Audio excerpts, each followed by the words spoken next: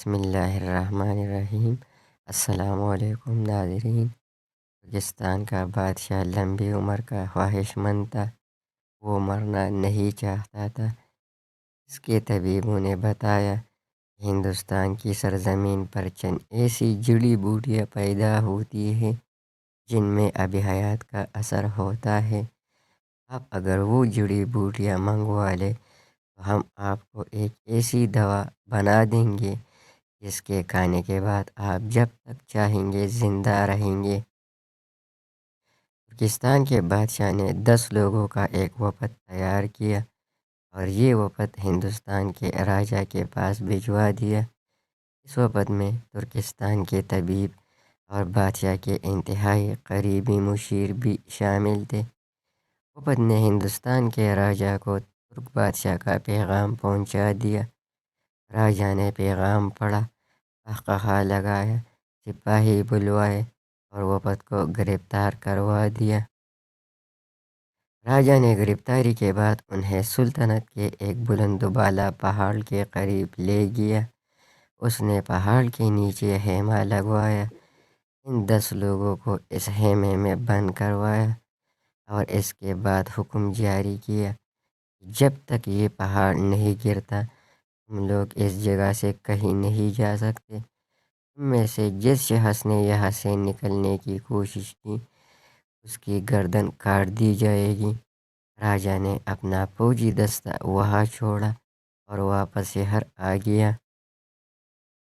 پاکستانی وفد کو اپنی موت صاف نظر آنے لگی۔ وہ پہاڑ کو اپنی مصیبت سمجھنے لگے۔ مشکل کی اس گھڑی میں اللہ تعالیٰ کے سوا ان کا کوئی مددگار نہیں تھا۔ وہ زمین پر سجدہ ریز ہوئے اور اللہ تعالیٰ کے حضور گڑ گڑانے لگے۔ وہ صرف کھانا کھانے، رفع حاجت یا پھر وضو کرنے کے لیے سجدے سے اٹھتے تھے اور پھر اللہ سے مدد مانگنے کے لیے سجدے میں گر جاتے تھے۔ اللہ تعالیٰ کو ان لوگوں پر رحم آ گیا اور ایک دن زلزلہ آیا۔ زمین دائیں سے بائیں ہوئی، پہاڑ جڑوں سے ہلا اور چٹانیں اور پتھر زمین پر گرنے لگی۔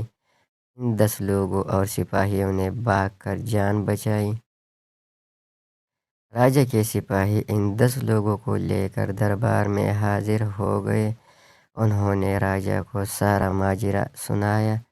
راجا نے بات سن کر قہقہا لگایا اور اس کے بعد ان 10 الچیوں سے کہا، آپ لوگ اپنے بادشاہ کے پاس جاؤ، اسے یہ واقعہ سناؤ اور اس کے بعد اسے میرا پیغام دو۔ اسے کہو 10 لوگوں کی بد دعا جس طرح پہاڑ کو ریزہ ریزہ کر سکتی ہے، بالکل اسی طرح 10-20 لاکھ عوام کی بد دعائیں بادشاہ کی زندگی اور اقتدار دونوں کو خاک میں ملا سکتی ہے۔ تم اگر لمبی زندگی اور طویل اقتدار چاہتے ہو تو لوگوں کی بد دعاؤں سے بچو۔ تمہیں کسی دوا، کسی جڑی بوٹی کی ضرورت نہیں رہے گی۔